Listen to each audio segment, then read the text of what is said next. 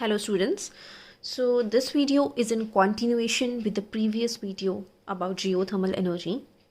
So in the previous video we have discussed about the different layers of earth.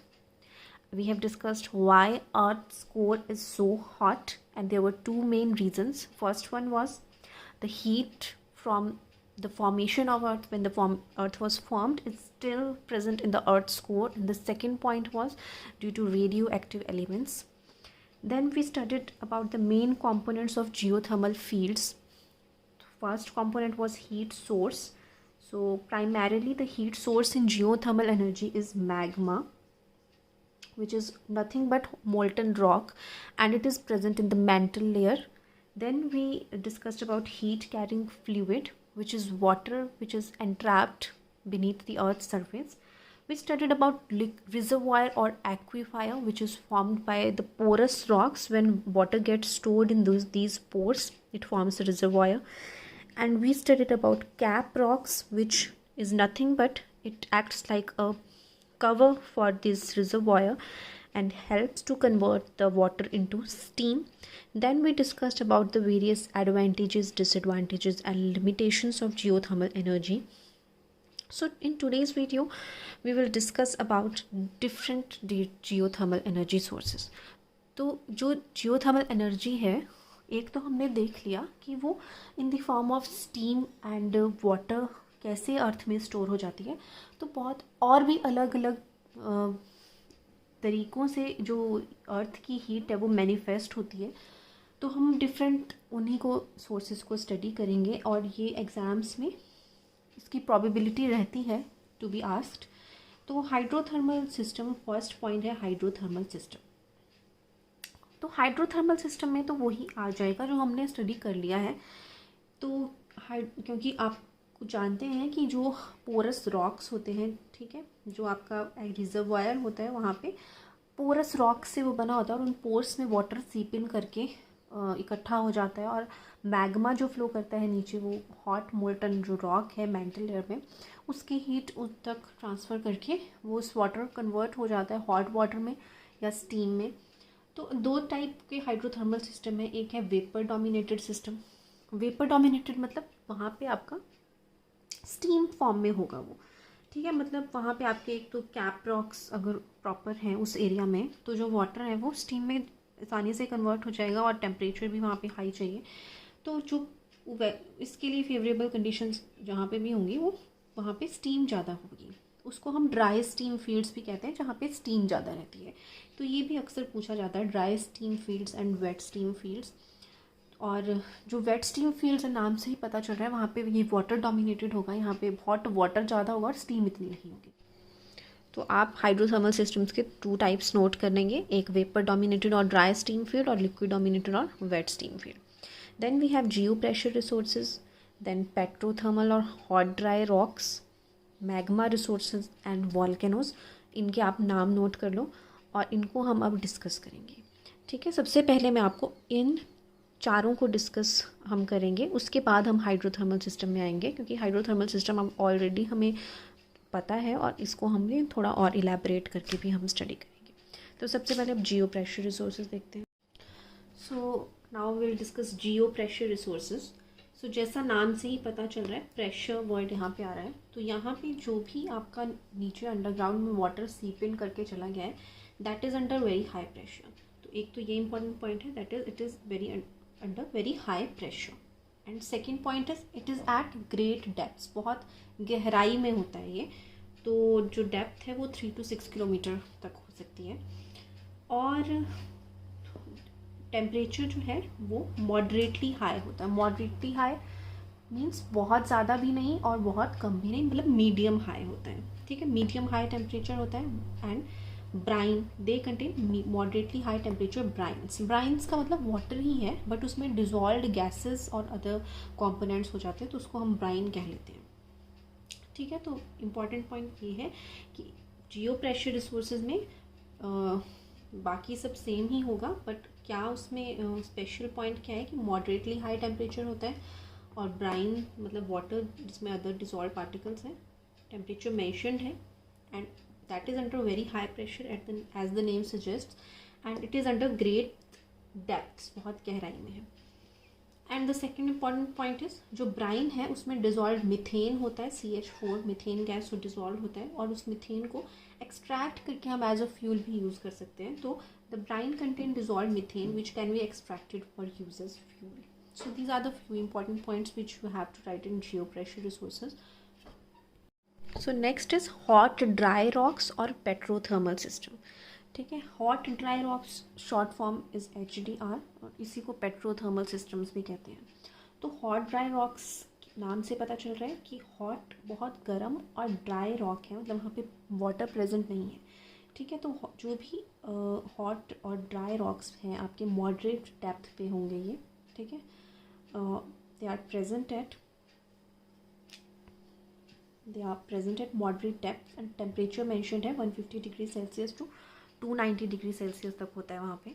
तो वहाँ पे पानी absent होता है क्योंकि बहुत आपका एक सॉलिड पत्थर है. ठीक है, अभी तक हाइड्रोथर्मल सिस्टम में हमने देखा पोरस रॉक था, उसमें पोर्स थे तो वाटर वहाँ पे एक्यूमुलेट हो जाता था. पर अगर आपका रॉक जो है वो सॉलिड है और वहाँ पे पानी इकट्ठा नहीं हो सकता तो वो HDR सिस्टम है.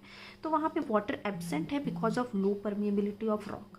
ठीक है, क्योंकि लो परमिएबिलिटी मतलब रॉक अपने अंदर वाटर को रिटेन नहीं कर पाता, तो जो रॉक की परमिएबिलिटी है वो कम है, तो वहाँ पे वाटर एब्सेंट है. अब क्या करना पड़ेगा वहाँ पे, rock has to be broken up, उसको तोड़ना पड़ेगा. ओके, मीन्स किसी भी तरीके से आपको वहाँ पे ड्रिल करके रॉक को ब्रेक करना पड़ेगा उस डेप्थ पर जहाँ पे वो हॉट रॉक प्रेजेंट है. Then we have to introduce cold water in that artificial reservoir, जो हमने वहाँ पे डेप्थ करके छेद करके एक आर्टिफिशियल हमने एक रिजर्वायर क्रिएट किया है, वहाँ पे आपको कोल्ड वाटर को इंट्रोड्यूस करना पड़ेगा. Cold water is introduced and resulting hot water is recovered. और कोल्ड वाटर अब जब गर्म हो जाएगा उस गर्म पत्थर की गर्मी से, अब उसको हमें रिकवर भी करना है. तो बस इसमें हमें सब कुछ आर्टिफिशियली आपको क्रिएट करना है. ओके, तो water has to be pumped in and back out. ठीक है, उसको pump in and back pump out करना पड़ता है HDR सिस्टम में. So the next one is magma resources. So again as the name indicates, तो ये इसमें मैग्मा का रोल होगा. तो जो वॉल्केनिक रीजन्स हैं जहाँ पे वॉल्केनिक एक्टिविटीज़ ज़्यादा रहती हैं, ठीक है, वहाँ पे क्या होता है, जो मैग्मा है या molten rock, magma is nothing but molten rock, और वो मोल्टन रॉक कम्प्लीटली मोल्टन भी हो सकता है और पार्शियली भी हो सकता है. तो मोल्टन रॉक पार्शियली और completely can be present at moderate depths. ठीक है, वैसे तो हम जानते हैं कि जो आपका मैग्मा है वो मेंटल लेयर में होता है, बट जहाँ पे वॉल्केनिक एक्टिविटीज़ होती हैं तो वो मैग्मा आपका ऊपर भी आ जाता है. तो वॉल्केनिक रीजन्स में ऐसा होता है. तो मैग्मा उस वहाँ पे मॉडरेट डेप्थ्स पे हो सकता है. मॉडरेट मीन्स मीडियम डेप्थ्स पे भी प्रेजेंट हो सकता है, तो उनको हम मैग्मा रिसोर्सेज कहते हैं. तो वहाँ पे अगर हम जियोथर्मल एनर्जी को रिकवर कर पाएँ तो उसका पोटेंशियल बहुत है. तो they have large geothermal energy content, but the only restriction is that बहुत कम लोकेशंस में ये होता है. They are restricted to a few locations. So now let's get back to the first one which was hydrothermal resources. So hydrothermal resources में क्या होगा, they contain steam और वाटर. ठीक है, under pressure they are present, बहुत pressure में होते हैं वो. At temperature up to 350 degree Celsius, 350 degree तक टेम्परेचर हो सकता है. And they are at moderate depths. ठीक है, मीडियम डेप्थ पे होते हैं, डेप्थ मेंशन्ड है. तो ये तो हम ऑलरेडी डिस्कस कर चुके हैं, तो आप उसी थ्योरी को दोबारा भी लिख सकते हैं. Further you can also add this diagram. वैसे हम ये पहले भी डिस्कस कर चुके हैं, but once again I am going to explain it to you. तो जो सबसे बॉटम वाली लेयर है आप देख सकते हैं डायग्राम में, it is magma which is nothing but molten rock. Molten rock है ये. उसके बाद मैग्मा के बाद आपका सॉलिड रॉक है, तो हीट जो है वो मैग्मा के ऊपर ट्रांसफ़र हो जाएगी. After that we have porous rock. तो पोरस रॉक में पोर्स हैं, वहाँ पे वाटर इकट्ठा हो चुका है, तो वो हीट से वाटर भी आपका गर्म हो जाएगा. अब आप देख सकते हैं दो यहाँ पे पाइप्स हैं, एक में आपका अंदर आने के लिए और एक वहाँ से बाहर जाने के लिए. तो आप सिंप्लीफाई करके इस डायग्राम को बना सकते हैं और अपने वर्ड्स में इसको एक्सप्लेन कर सकते हैं, या जो पहले हमने एक्सप्लेन किया था लास्ट वीडियो में उसको भी एक्सप्लेन कर सकते हैं. Now these hydrothermal systems can be classified into two types. तो this is important. So first is water dominated and the next is vapour dominated. तो यहाँ पे अभी हम वाटर डोमिनेटेड सिस्टम स्टडी करेंगे. तो वाटर डोमिनेटेड में भी जो फर्स्ट टाइप है वाटर डोमिनेटेड को अगेन दो टाइप्स में डिवाइड किया है, एक हॉट वाटर है और एक वेट स्टीम है। ठीक है, तो हॉट वाटर में क्या है, गर्म पानी है बेसिकली बस। तो ये बहुत कम डेप्थ पे आपको मिल सकता है और टेम्परेचर हमें पता है 50 to 100 डिग्री सेल्सियस, और यहाँ पे स्टीम बहुत ही कम है और इसको हम पावर जनरेशन में यूज़ नहीं करते। ये जस्ट आपका हाउस हीटिंग या और जो थर्मल एप्लीकेशंस है उसके लिए हम गर्म पानी को यूज़ कर सकते हैं। तो सिर्फ ये नॉर्मल आपका गर्म वाटर है। नेक्स्ट है wet steam field. Water dominated में भी दो टाइप्स हैं, क्या हॉट वाटर, उसमें सिर्फ आपका वाटर ही है मोस्टली, स्टीम तो नेग्लिजिबल है। वेट स्टीम में आपका वाटर भी होगा और स्टीम भी होगा, बट वेट टाइप है ये, तो यहाँ पे अगेन वाटर ज़्यादा होगा और स्टीम कम होगा। इसमें तो बिल्कुल ही नेग्लिजिबल था स्टीम, बट इसमें फिर भी स्टीम होगा। ठीक है, स्टीम की इसमें क्वांटिटी होगी, बट वाटर की ज़्यादा होगी वेट स्टीम में, और इसमें तो स्टीम की बिल्कुल नेग्लिजिबल होगी। तो वेट स्टीम में क्या है, इसमें प्रेशराइज्ड वाटर है और temperature greater than 100 degree Celsius होता है। और जब इतने प्रेशर वाले गर्म पानी को सरफेस पे लाया जाता है तो लो प्रेशर पे वो पानी, गर्म पानी, कुछ हिस्सा उसका स्टीम में कन्वर्ट हो जाता है। ठीक है, तो बेसिकली क्या है कि when this high pressure hot water is brought to low surface pressure, ठीक है, लो सरफेस पे जो प्रेशर है वो कम है, तो ये जब भी हाई प्रेशर से लो प्रेशर पे वाटर ट्रांसफ़र होता है तो वो स्टीम में कन्वर्ट होता है कुछ पोर्शन उसका। तो ये इसमें हो रहा है, it is some of it is flashed into steam, but इससे भी जो स्टीम है वो बहुत आपकी कम प्रोड्यूस होती है।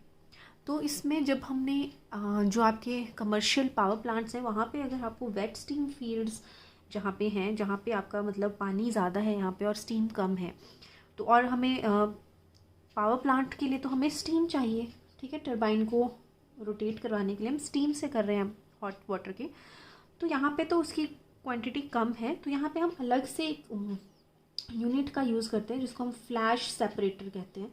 ये हम आगे अभी स्टडी करेंगे। फ्लैश सेपरेटर क्या करते हैं, वाटर को स्टीम में कन्वर्ट करने में हेल्प करता है, मतलब वो लो प्रेशर और क्रिएट करके ज़्यादा हमारे को स्टीम वहाँ से प्रोड्यूस होती है।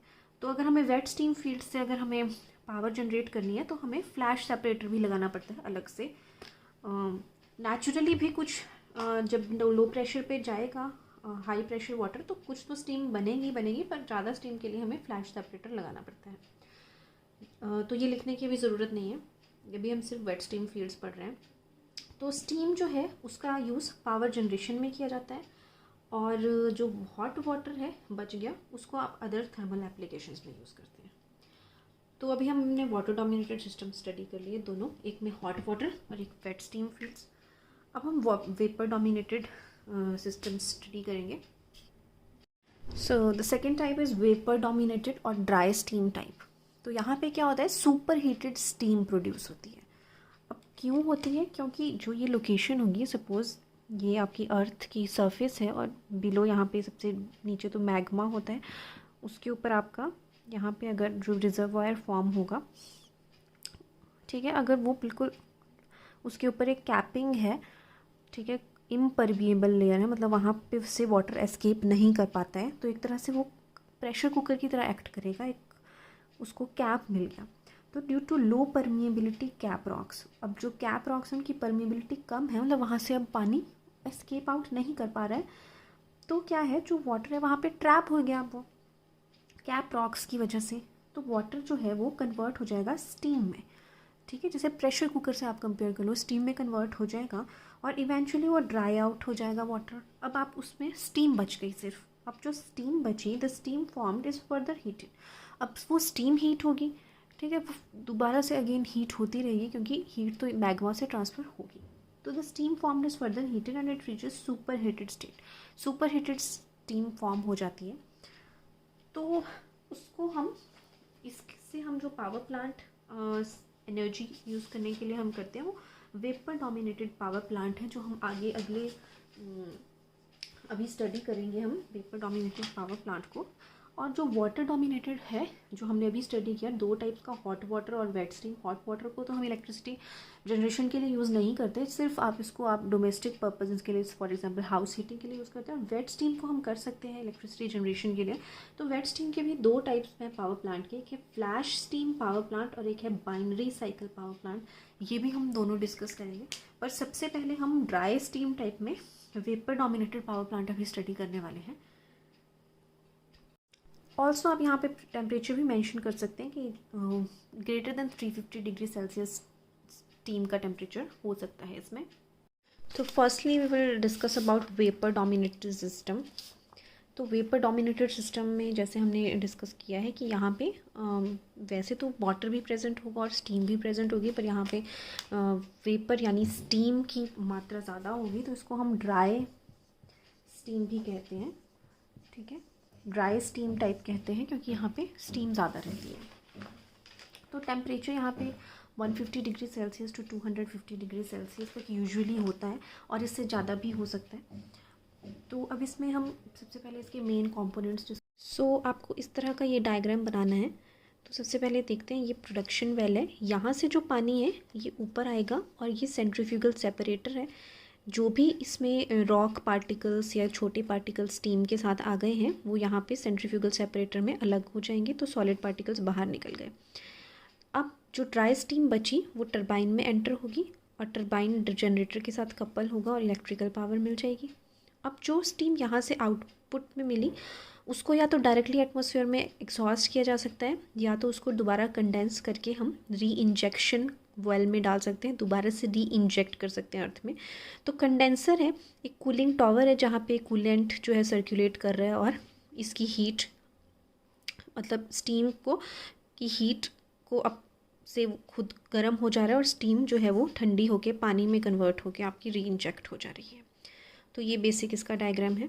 थ्योरी में आप ये पॉइंट्स लिख सकते हैं। First point is dry steam is collected from wells. Second point is it is filtered to remove abrasive particles, कोई भी abrasive particle like stone, sand और anything which can cause harm to the machinery, उसको remove किया जाता है। Third point है steam जो filter की गई है उसको टर्बाइन्स में पास किया जाता है जिसके साथ जनरेटर्स कपल होते हैं। And last point is this steam can be condensed at the outlet and sent back to reinjection well, या तो उसको कंडेंस करके री इंजेक्शन वेल में भेज दिया जाता है, और it can be directly exhausted into the atmosphere, या तो डायरेक्टली उसको एटमॉस्फेयर में एग्जॉस्ट कर दिया जाता है। Now we will discuss the power plants of wet steam fields. तो वेट स्टीम फील्ड से के दो common type of power plants हैं, एक है flash steam power plant and second one is binary cycle power plant. So first हम flash steam power plant देखेंगे। तो temperature of water greater than 175 degree Celsius है। सबसे पहले हम एक डायग्राम देखते हैं इसका। तो इस तरह से फ्लैश स्टीम पावर प्लांट है, यहाँ पे प्रोडक्शन वेल से पानी आएगा और फ्लैश सेपरेटर है यहाँ पे। फ्लैश सेपरेटर से, क्योंकि ये आपका वेट स्टीम टाइप है, यहाँ पे स्टीम इतनी ज़्यादा नहीं है, ज़्यादा वाटर कंटेंट है, तो जब ये हाई प्रेशर जो वाटर है सरफेस पे लो प्रेशर पे हम इसको लाते हैं तो स्टीम में बनता है, कन्वर्ट होता है, और फ्लैश सेपरेटर उसको ज़्यादा स्टीम हमारी फॉर्म करने में हेल्प करता है। तो यहाँ पे आपकी ड्राई स्टीम हमें मिल जाएगी फ्लैश सेपरेटर से।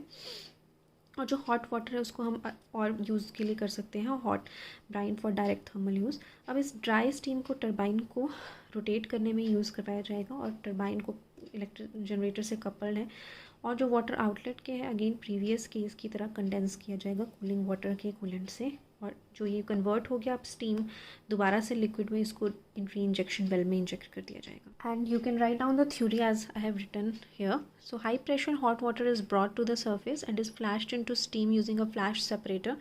The steam is used to drive the turbine coupled to the generator. The steam at the outlet is condensed and it is sent back to the injection well. Now we will study binary cycle power plant. Now second one was binary cycle power plant. तो binary cycle power plant में temperature जो है वो 100 to 175 होगा। तो ये temperature इतना ज़्यादा नहीं होता कि सफिशेंट स्टीम हम प्रोड्यूस करवा सकें। तो फ्लैश टाइप में तो हम फ्लैश सेपरेटर से स्टीम में प्रोड्यूस करवा देते थे, पर यहाँ पे इतना सफिशिएंट टेम्परेचर नहीं होता, तो यहाँ पे एक और फ्लूइड का यूज़ किया जाता है। मतलब जो जियोथर्मल फ्लूइड है उसकी हीट से एक और सेकेंडरी फ्लूइड को हीट किया जाता है जिसका बॉइलिंग पॉइंट कम होता है। तो this temperature is not sufficient to produce enough steam. ठीक है। तो the heat of geothermal water is use to heat another working fluid. एक और वर्किंग फ्लूइड होता है, फॉर एग्जांपल आइसोब्यूटेन और freon in a heat exchanger. ठीक है, हीट एक्सचेंजर में इसको गर्म किया जाता है और इसका बॉइलिंग पॉइंट का ये कम होता है, तो ये कम उस पे ही टेम्परेचर पे ही ये स्टीम में कन्वर्ट हो जाता है। तो आगे आप डायग्राम बनाएंगे इसका। तो यहाँ पे प्रोडक्शन वेल है, यहाँ से जियोथर्मल फ्लूइड आया और यहाँ पे हीट एक्सचेंजर है और हीट एक्सचेंजर में पास करा के इसको हमने री इंजेक्शन वेल में छोड़ दिया। तो ये इसका एक साइकिल हो गया। ठीक है, ये बाइनरी साइकिल टाइप है। बाइनरी का मतलब होता है दो, तो दो साइकिल है यहाँ पे। एक साइकिल जियोथर्मल फ्लूइड का है जहाँ पे हम जियोथर्मल फ्लूइड को हीट एक्सचेंजर से पास करा के री इंजेक्शन वेल में दोबारा उसको री इंजेक्ट कर दे रहे हैं। अब यहाँ पे उसका हीट एक्सचेंज हो जाएगा और वर्किंग फ्लूइड अब आपका वेपर में कन्वर्ट हो गया। ठीक है, तो यहाँ पे अब ये सेकंड साइकिल आपका लगेगा। आइसोब्यूटेन वेपर यहाँ से फॉर्म हो गया, उसने टरबाइन को रन करके इलेक्ट्रिसिटी जनरेट कर ली। यहाँ पे अगेन हमने कंडेंसर में कूलिंग टावर ने इसको अगेन जो आइसोब्यूटेन वेपर था इसको लिक्विड फॉर्म में कन्वर्ट कर दिया और ये जो वर्किंग फ्लूइड है दोबारा से हीट एक्सचेंजर में फेड होगा। तो ये आपका सेकेंड साइकिल है। ये आपका फर्स्ट साइकिल है जियोथर्मल फ्लूइड का और ये सेकेंड साइकिल है। तो दो साइकिल है इसलिए इसको हमने बाइनरी साइकिल बोला। और ये आप देख सकते हैं क्लोज्ड लूप है ये। ठीक है, जब पहले भी हम क्लोज्ड लूप साइकिल कर चुके हैं, तो मतलब इसी फ्लूइड को हम बार बार से यूज़ कर रहे हैं, तो ये क्लोज्ड साइकिल बन गया आपका। अब आपने थ्योरी आगे लिखनी है। जस्ट टेम्परेचर रेंज हमने देख लिया और यहाँ तक हमने देख लिया कि आइसोब्यूटेन और फ्रीऑन को हीट एक्सचेंजर में हीट किया and geothermal water is sent back to reinjection well. ठीक है, दिस कंप्लीट्स वन साइकिल, ये एक साइकिल हो गया। सेकेंड साइकिल में क्या हो रहा है, the vaporised fluid is used to run a turbine and generate power. The working fluid is condensed at turbine outlet and fed again to heat exchanger. ठीक है, उसको टरबाइन की आउटलेट में दोबारा से कंडेंस कर दिया गया और दोबारा से उसको हीट एक्सचेंजर में हमने डाल दिया, तो ये सेकेंड साइकिल हो गया। तो it is a close cycle. जो सेकेंड साइकिल है वो क्लोज्ड साइकिल है और बार बार उसको हम रिपीट कर सकते हैं। फर्स्ट साइकिल आपका क्लोज साइकिल नहीं है, बट सेकेंड वाला क्योंकि दोबारा से हम उसी को कंडेंस करके अगेन से फीड कर रहे हैं, तो it is a close cycle and it is repeated again and again. So if you are asked about the applications of geothermal energy, तो सबसे पहले तो आप पावर जनरेशन लिखेंगे, जियो ठीक है, इलेक्ट्रिसिटी जनरेशन। और अदर एप्लीकेशंस आप ये लिख सकते हैं कि एक है geothermal heat pumps, then space heating मतलब किसी प्लेस को हीट करने के लिए, होम जैसे फॉर एग्जांपल होम को हीट करने के लिए। जियोथर्म ग्रीन हाउस हीटिंग है, ग्रीन हाउस क्रिएट कर सकते हैं आप इससे। एक्वाकल्चर है, मतलब पानी का पॉन्ड है उसको हीट कर सकते हैं। एग्रीकल्चर ड्राइंग के लिए यूज़ हो सकता है। Then industrial uses and bathing swimming pool में, ठीक है, स्नो मेल्टिंग में, तो ये सब एप्लीकेशंस हैं। तो यहाँ पे पॉइंट्स ऑफ कंपैरिजन है कि एक जियोथर्मल प्लांट और कन्वेंशनल थर्मल प्लांट में, ठीक है, जो कोल प्लांट है और जियोथर्मल प्लांट में क्या कंपैरिजन्स हो सकते हैं। तो इसको आपको लिखने की तो ज़रूरत नहीं है, पर आप यहाँ से स्टडी कर ले सकते हैं मेन पॉइंट्स। तो फर्स्ट पॉइंट है कि जो जियोथर्मल है वो रिन्यूएबल टाइप है और इसकी एनर्जी कभी एग्जॉस्ट नहीं होगी। और जो थर्मल प्लांट है आपका, ठीक है, वो नॉन रिन्यूएबल टाइप का एनर्जी सोर्स है क्योंकि फॉसिल फ्यूल्स पे डिपेंड करता है, वो कोल या एनी अदर फॉसिल फ्यूल, तो वो तो एग्जॉस्ट हो जाएगा। सेकेंड पॉइंट है कि जो जियोथर्मल है वो स्मॉलर यूनिट्स का होता है, कम साइज़ का होता है, और जियोथर्मल प्लांट्स लार्ज साइज़ का हो सकता है। थर्ड पॉइंट है कि जो जियोथर्मल प्लांट्स है वहाँ पे आपको स्टीम एक्सट्रैक्ट करने के लिए जैसे अलग अलग सिस्टम्स की ज़रूरत पड़ सकती है, फॉर एग्जांपल फ्लैश सेपरेटर की ज़रूरत पड़ सकती है। बट जो थर्मल पावर प्लांट है वहाँ पे सिर्फ बॉयलर चाहिए और पानी जो कि रिवर्स या पॉन्ड से हम उसको गर्म करके स्टीम में कन्वर्ट कर सकते हैं। तो आप सिंपल लिख सकते हैं कि इसमें बॉयलर्स की ज़रूरत होती है और उसमें आपको फ्लैश सेपरेटर की ज़रूरत पड़ सकती है। नेक्स्ट पॉइंट आप लिख सकते हैं कि जो जियोथर्मल है उसमें ज़्यादा आपको फ्लूइड चाहिए क्योंकि टेम्परेचर वहाँ पे कम होता है। ठीक है, जो आपका कोल पावर प्लांट है, थर्मल पावर प्लांट है, वो बहुत हाई टेम्परेचर होता है वहाँ पे, बट यहाँ पे जियोथर्मल में हमारा इतना टेम्परेचर नहीं होता है।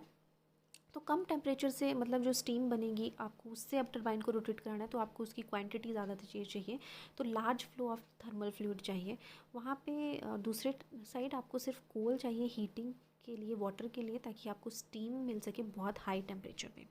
एंड नेक्स्ट पॉइंट है कि जो जियोथर्मल है वो ऑब्वियसली जियोथर्मल साइट्स पे होगा और जो कोल पावर प्लांट है वो कोल माइंस के नज़दीक होगा। और जनरेशन कॉस्ट जियोथर्मल की कम होती है और कोल की ज़्यादा होती है क्योंकि वहाँ पे कोल फ्यूल चाहिए और यहाँ तो नेचुरल आपको जियोथर्मल एनर्जी मिल रही है। नेक्स्ट पॉइंट है कि जो जियोथर्मल है वो लोड सेंटर से दूर होता है क्योंकि वो जियोथर्मल साइट्स पे होता है, तो ट्रांसमिशन कॉस्ट हाई होती है ट्रांसमिशन के लिए। वहाँ पे ट्रांसमिशन, दूसरी साइड ट्रांसमिशन कॉस्ट कम हो जाती है क्योंकि वो near to the load centre हो सकता है। नेक्स्ट एफिशिएंसी है, तो एफिशिएंसी जियोथर्मल की 15% है और जो कन्वेंशनल थर्मल प्लांट है उसकी 30% है। सो अगेन ये अलग से क्लासिफिकेशन है, वैसे कई बार ये पूछा जा सकता है, तो ज़्यादा स्ट्रेस देने की ज़रूरत नहीं है, आप कैजुअली इसको पढ़िए। तो सबसे पहले जैसे non thermal areas, non thermal area है जहाँ पे टेम्परेचर डिफरेंस जो है वो मतलब पर kilometre 10 to 40 degree Celsius increase कर रहा है, ठीक है। क्योंकि हम जानते हैं जैसे जैसे हम गहराई में जा रहे हैं तो हम ज़्यादा हॉट मतलब कोर के करीब जा रहे हैं तो ज़्यादा टेम्परेचर होगा। तो नॉन थर्मल एरिया में जो टेम्परेचर है वो 1/किलोमीटर मतलब पर kilometre 10 to 40 degree Celsius increase करता है नीचे। सेमी थर्मल एरियाज़ होते हैं, वहाँ पे टेम्परेचर डिफरेंस 70 डिग्री सेल्सियस तक होता है पर kilometre. Then we have hyperthermal areas. Hyperthermal areas होते हैं जहाँ पे टेम्परेचर डिफरेंस बहुत ज़्यादा होता है नॉन थर्मल एरियाज़ के कंपैरिजन में, ठीक है, मैनी टाइम्स ग्रेटर देन। तो अगेन जो हाइपर थर्मल फील्ड्स हैं उनको दो टाइप्स में डिवाइड किया जाता है, वेट फील्ड्स और ड्राई फील्ड्स। ये हम ऑलरेडी स्टडी कर चुके हैं। वेट फील्ड्स में वाटर डोमिनेट करेगा और ड्राई फील्ड्स में स्टीम डोमिनेट करेगी। वेट फील्ड में वाटर जब लो प्रेशर सरफेस पे आएगा तो कुछ पोर्शन उसका स्टीम में कन्वर्ट हो जाएगा और ड्राई फील्ड में ड्राई स्टीम होती है। तो आगे मैंने कुछ क्वेश्चन पेपर्स के क्वेश्चंस आपके साथ शेयर किए हैं जो पिछले ईयर्स में पॉलिटेक्निक के एग्ज़ाम्स में आए हैं। तो here I have shared some old question paper photos, ठीक है, पुराने पेपर्स में ये क्वेश्चंस आए हैं जियोथर्मल एनर्जी से, तो इनको आप सॉल्व करने की कोशिश कीजिए। और इनके बाद मैंने एक बुक से क्वेश्चंस आपको शेयर किए हैं और उनको भी आप जो शेयर वीडियोज़ हैं उसकी हेल्प से उनको आप सॉल्व करने की कोशिश कीजिए।